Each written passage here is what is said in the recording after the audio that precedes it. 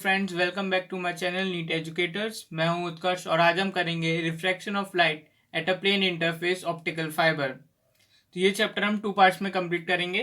तो आज पहला पार्ट है।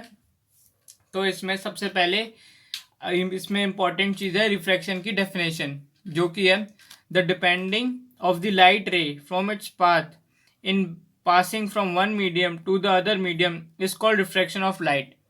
मतलब जो लाइट रे बेंड हो रही, जैसे ये एक मीडियम है, ये इंसिडेंट रे है, ये नॉर्मल है, ये रिफ्रैक्टेड रे है, ये रेयर मीडियम है, ये डेंसर मीडियम है। तो ये इंसिडेंट रे आ रही है, आई रेयर मीडियम से, जब ये डेंसर मीडियम में जाके नॉर्मल की तरफ शिफ्ट हो गई, सेम लाइन पे तो गई नहीं है, नॉर्मल की तरफ शिफ्ट हो गई है, तो यही रिफ्रैक्शन है।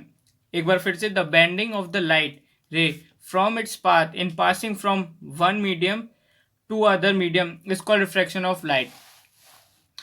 ठीक है, रिफ्रैक्शन ऑफ लाइट इसमें दो बातें हैं।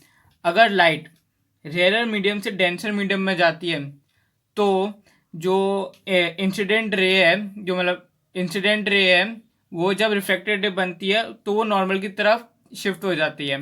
इसका मतलब यह है कि जो एंगल आई है वो ग्रेटर देन होता है एंगल आर के।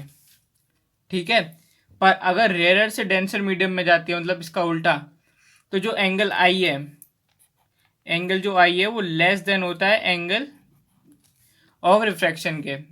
ठीक है, मतलब नॉर्मल से दूर चली जाती है और रेयर से डेंसर में नॉर्मल के पास आ जाती है। ठीक है, तो कुछ लॉज ऑफ रिफ्रैक्शन भी हैं।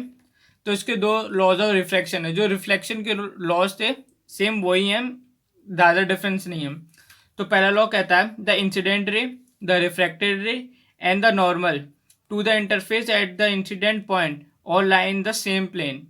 मतलब कि जो हमारी जो इंसिडेंट रे है, रिफ्रैक्टेड रे है और जो ये नॉर्मल है, ये तीनों का पॉइंट एक ही इंटरफेस पे होता है और एक ही प्लेन पे होता है। एक ही प्लेन पे और एक ही इंटरफेस है। ठीक है, जो हमारा सेकंड लॉ है, the ratio of the sine of the angle of incidence to the sine of angle of refraction is a constant. मतलब कि sine of angle of incidence is upon sine of angle of refraction is equal to a constant, जिसको कहते हैं mu. कई कई books में ये N भी लिखा रहता है, पर मेनली से म्यू और एन से ही डिनोट करते हैं। ठीक है, तो इसमें ये होता है sine I upon sine R is equal to 1 mu 2 which is equal to mu 2 upon mu 1। Mu है हमारी रिफ्रैक्टिव इंडेक्स। इस ये जो sine I upon sine R है, इसको स्नेल्स लॉ भी कहते हैं। तो ये एग्जाम्स के लिए बहुत इंपॉर्टेंट है। ठीक है, तो जो ये 1 म्यू 2 है, इसको बोलते कैसे, इसको होता है refractive index of medium two with respect to medium 1। मतलब पहले मीडियम 2 से 1 में जा रही है तो है ये। ठीक है, और उसको लिखता जाता है म्यू 2 अपॉन म्यू 1।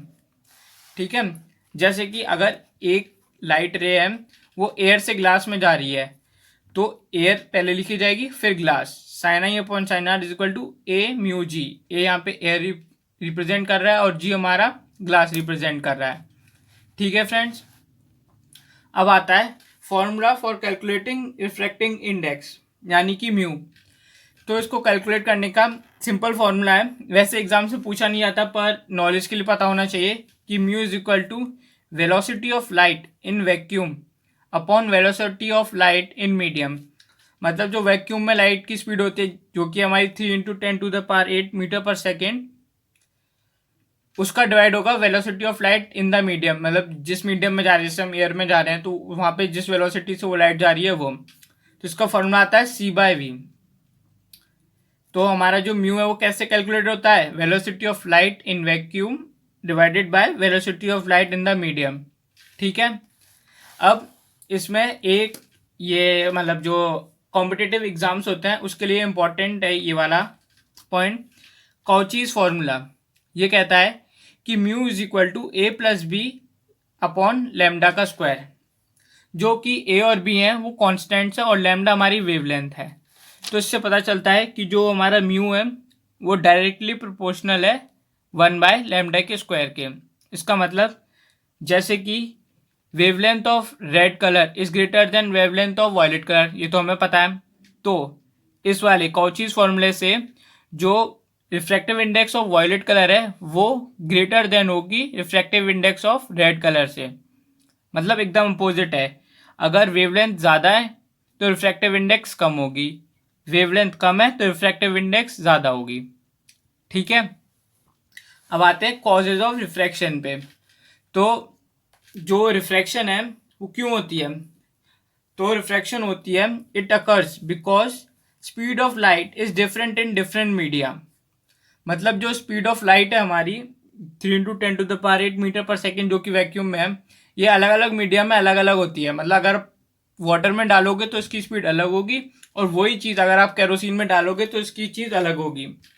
ठीक है, तो इसका मतलब ये है कि 1μ2 मतलब refractive index of medium 2 with respect to medium 1 is equal to V1/V2। तो यहाँ से आपका एक फॉर्मूला और आ गया है रिफ्रैक्टिव इंडेक्स कैलकुलेट करने का। यानी कि अगर आपको एक वेलोसिटी दी हुई है, दूसरी वेलोसिटी दी हुई है, तो आप वहाँ से रिफ्रैक्टिव इंडेक्स भी निकाल सकते हैं।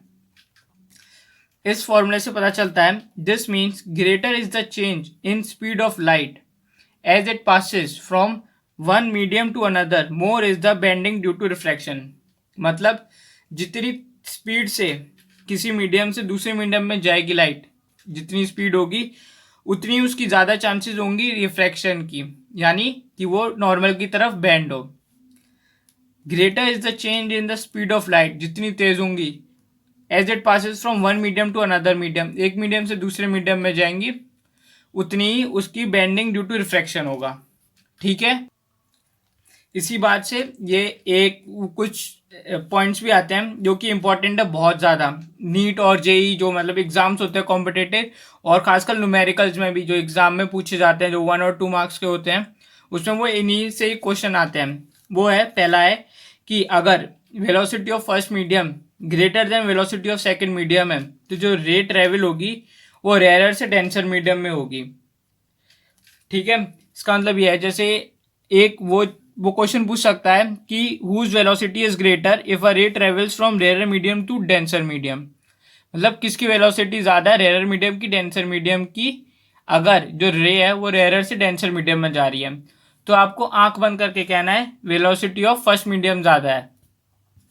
ठीक है, ऐसी सेकेंड पॉइंट है इसमें, if V1 is greater than velocity of second medium, तो जो रे है travel from denser to rarer medium है, तब जो रे होगी वो डेंसर से रेयर मीडियम में जाएगी। ठीक है, अब आती है हमारी रिवर्सिबिलिटी ऑफ लाइट। ये ऐसा कोई इंपॉर्टेंट टॉपिक नहीं है, पर हाँ इसकी जो ये एंड में एक प्रूफ है वो बहुत इंपॉर्टेंट है। ठीक है, तो इसमें है अगर हम फर्स्ट मीडियम की रिफ्रैक्टिव इंडेक्स निकालेंगे तो sin i/sin r होगी, जैसा अभी पीछे करा फर्स्ट मीडियम की with respect to second medium, और जब हम second medium with respect to first medium निकालेंगे तो sin r/sin i होगी। ठीक है, अब जब हम इन दोनों का मल्टीप्लाई कर देंगे, मतलब 1μ2 इंटू 2μ1, तो वैल्यू इधर रखेंगे, तो 1μ2 की वैल्यू क्या थी sin i/sin r इंटू, और 2μ1 की है sin r/sin i। ठीक है, sin r से sin r कट जाएगा, sin i से sin i कट जाएगा, तो यहाँ पे क्या बचेगा 1 इज इक्वल टू 1 हो जाएगा। ठीक है, अब जो ये यहाँ पे मल्टीप्लाई हो रहा था इधर आएगा तो ये 1 से डिवाइड में आ जाएगा, यहाँ पर आ जाएगा, तो ये बन जाएगा टर्म 1μ2 इज इक्वल टू 1/2μ1। तो इस टर्म का क्या मतलब है, ये बहुत इंपॉर्टेंट टर्म है। ठीक है, एक बार फिर से देख लो, 1μ2 इज इक्वल टू 1/2μ1। इस टर्म का मतलब है the refractive index of medium 2 relative to medium 1 is equal to the reciprocal of the refractive index of medium 1 relative to medium 2। मतलब जैसे एग्जाम में आपको किसी मीडियम की रिफ्रैक्टिव इंडेक्स दी हुई है, ठीक है, अब आपको उसके अपोजिट वाले मीडियम की रिफ्रैक्टिव इंडेक्स निकालनी है, तो आपको कुछ नहीं करना है, सीधा 1/ जो रिफ्रैक्टिव इंडेक्स दी है वो रखेंगे, तो आपको वाली रिफ्रैक्टिव इंडेक्स मिल जाएगी। ठीक है, अगर आपको वीडियो में कुछ समझ में नहीं आया तो आप मुझे कमेंट में लिख के बता सकते हैं। और thank you for watching this video till the end, and subscribe if you are new to this channel. Thank you.